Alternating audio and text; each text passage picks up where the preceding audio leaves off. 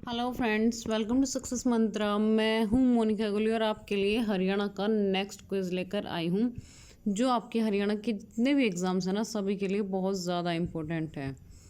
तो डेली ये quiz live होता है। हमेशा की तरह सभी को बस 5 सेकंड का टाइम दिया जाएगा, उतने में सभी को नीचे अपने आंसर्स देने हैं। तो चलिए स्टार्ट करते हैं फर्स्ट क्वेश्चन से। निम्नलिखित में से भारत में पहला नगर निगम कहाँ स्थापित हुआ था? तो इसका आंसर क्या होगा? चेन्नई। पहला नगर निगम चेन्नई में स्थापित हुआ था। क्यूसेक से क्या मापा जाता है? अब बताइए, इसमें से क्यूसेक से हम क्या मापते हैं?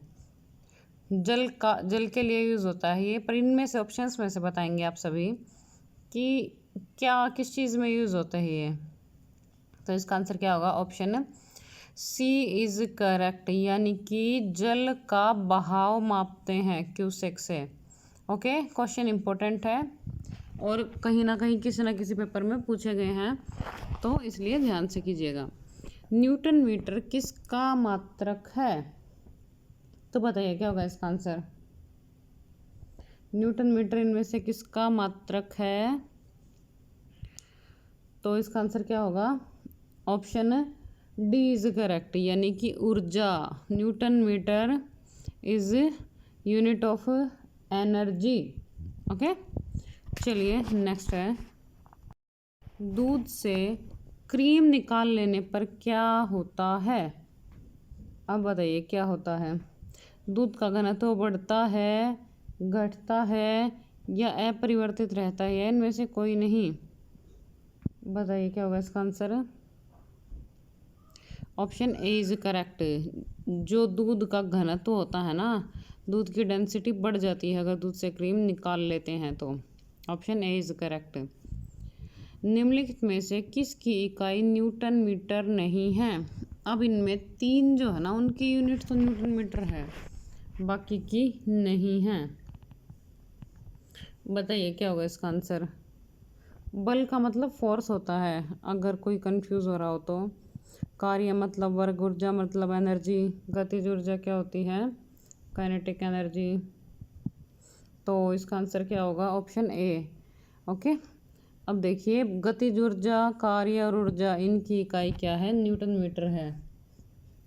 नेक्स्ट है, वायु में ध्वनि का वेग तापमान के बढ़ने से घटता है, तापमान के घटने से बढ़ता है, तापमान पर आश्रित नहीं रहता, या तापमान के घटने से घटता है? बताइए क्या होगा इसका answer. Option D is correct. तापमान के घटने से घटता है ध्वनि का वेग। ओके, ध्वनि पर इफेक्ट पड़ता है टेम्परेचर का। नेक्स्ट है, नज़दीक आती रेलगाड़ी की सीटी की आवाज़ बढ़ती जाती है और दूर जाने वाली रेलगाड़ी के लिए घटती जाती है। तो ये जो घटना होती है, किसका उदाहरण है? ऐसा क्यों होता है? तो बताइए इसमें से कौन से इफेक्ट के कारण ऐसा होता है? तो इसका आंसर क्या होगा? डोपलर प्रभाव, यानी कि डोपलर इफेक्ट जो होता है ना, उसकी वजह से ऐसा होता है। नेक्स्ट, इको साउंडिंग किस लिए प्रयोग होता है? अब बताइए, इको साउंडिंग क्यों यूज होता है? ध्वनि में कंपन उत्पन्न करने के लिए, ध्वनि की आवृत्ति बढ़ाने के लिए, समुद्र की गहराई मापने के लिए, या उपर्युक्त में से कोई नहीं? तो क्या होगा इसका answer? Option C is correct. समुद्र की गहराई मापने के लिए इको साउंडिंग का प्रयोग होता है। नेक्स्ट है, प्रयुक्त सुरक्षा फ्यूज तार किससे बनाए जाते हैं? यानी कि जो फ्यूज़ लगते हैं ना आपके, ये इलेक्ट्रिक वायर्स वगैरह, इलेक्ट्रिक वायर होता है जो फ्यूज़ का, तो ये किस तार से बनाया जाता है? कौन सा मटेरियल यूज़ होता है इसमें? कौन सा मेटल यूज़ होता है इस तार में? तो फिलहाल इसका आंसर क्या होगा? एक तो ये याद रखिएगा, जो फ्यूज़ तार होता है उसके लिए एक ज़रूरी कंडीशन होती है, गलनांक कम होना चाहिए। ठीक है, जो भी मटेरियल यूज़ हो उसका क्या होना चाहिए? कम, गलनांक कम होना चाहिए, यानी कि मेल्टिंग पॉइंट।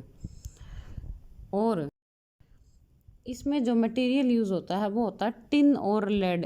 ये दोनों के मिश्रण से, दोनों को मिक्स करके फ्यूज तार बनाया जाता है। ओके, चलिए नेक्स्ट क्वेश्चन देख लेते हैं अभी। विद्युत धारा का चुंबकीय प्रभाव सर्वप्रथम किसने अवलोकन किया? अब आपको बताना है चुंबकीय प्रभाव यानी कि जो मैग्नेटिक इफेक्ट है ना इलेक्ट्रिक करंट का, उसके बारे में बताना है। देखिए मुझे पता है इंग्लिश वाले स्टूडेंट्स को थोड़ी दिक्कत हो रही होगी, लेकिन मैं साथ साथ इंपॉर्टेंट वर्ड्स के बारे में बता रही हूँ, तो आप ध्यान से सुन लीजिएगा। ओके, इलेक्ट्रिक करंट का मैग्नेटिक इफेक्ट सबसे पहले किसने देखा? तो इसका आंसर होगा Oersted. Okay, Oersted, option B is correct.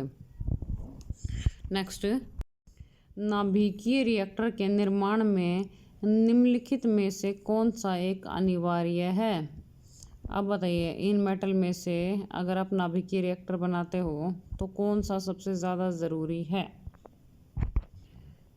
तो इसका आंसर क्या होगा? Option C is correct, zirconium. Okay, zirconium काफ़ी ज़्यादा इम्पोर्टेंट है। चलिए देखिए साइंस के क्वेश्चन सारे के सारे किसी पेपर में पूछे गए थे और मुझे थोड़े से अलग लगे, किसी किसी स्टूडेंट्स को ये नहीं आते होंगे, इसलिए मैंने डाल दिए। आपके पेपर में पूछे जा सकते हैं क्योंकि प्रीवियस ईयर के क्वेश्चंस इंपॉर्टेंट होते ही हैं। किसके अनुसार भारत के राष्ट्रपति को क्षमा, राहत या छूट देने या किसी अपराध के दोषी व्यक्ति को किसी भी अपराध की निलंबित, अनुमोदन या यात्रा करने की शक्ति है?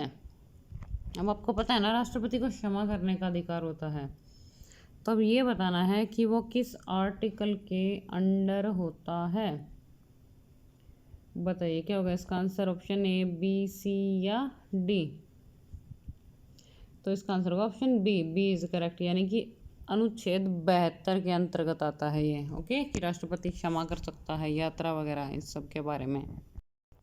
ए फूड चेन इज, अब बताइए फूड चेन इनमें से क्या है? Relationship between autotrophic organisms, exchange of genetic material between two organisms, passage of food and thus energy from one organism to another, modern entrepreneur establishment providing food outlets।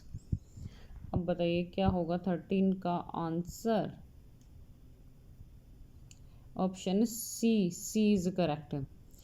passage of food and thus energy from one organism to another।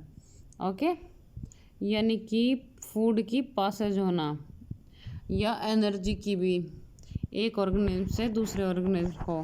पता ही है सबको, चूहा को बिल्ली खाती है, बिल्ली को कुछ और। ओके, जैसे हिरण घास खाता है, हिरण को शेर, इसे फूड चेन बोलते हैं। तम तमा युग्म का सही अर्थ वाला युग्म है। अब बताइए तम और तमा का क्या मीनिंग निकलता है? हिंदी का क्वेश्चन है ये, बताइए। अब देखिए तम का क्या अर्थ होता है?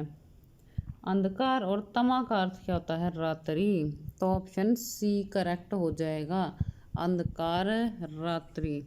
ओके, चलिए नेक्स्ट है 14 सितंबर 1949 देश के संविधान निर्माताओं ने हिंदी को डैश की स्थिति प्रदान करने का फैसला किया। अब बताइए इनमें से क्या होगा इसका आंसर? राष्ट्रीय आधिकारिक भाषा, संघ की आधिकारिक भाषा या संघ की राष्ट्रीय भाषा? अब देखिए हमारे देश की आपको पता होना चाहिए राष्ट्रीय भाषा तो हम किसी को भी नहीं बोलते, राजभाषा जरूर बोलते हैं। तो इसका आंसर क्या होगा? संघ की आधिकारिक भाषा। Okay, option C is correct. और कब हुआ था ये?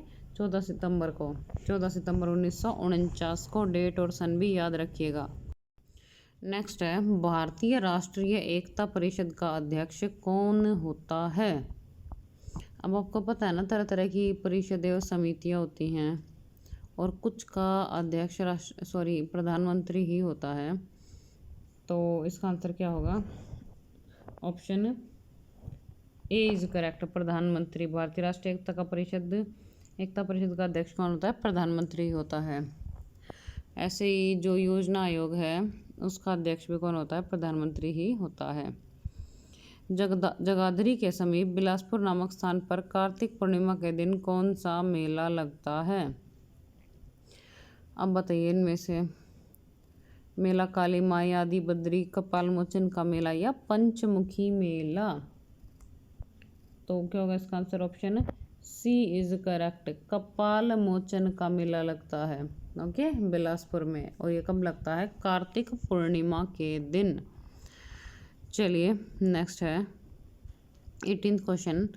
हरियाणा में 4 नीले तथा 4 लाल धागों की बुनाई वाले खद्दर से बना बिना कली का घाघरा क्या कहलाता है? ऑप्शन ए खारा, बी धारणा, सी कचारा, डी थारा।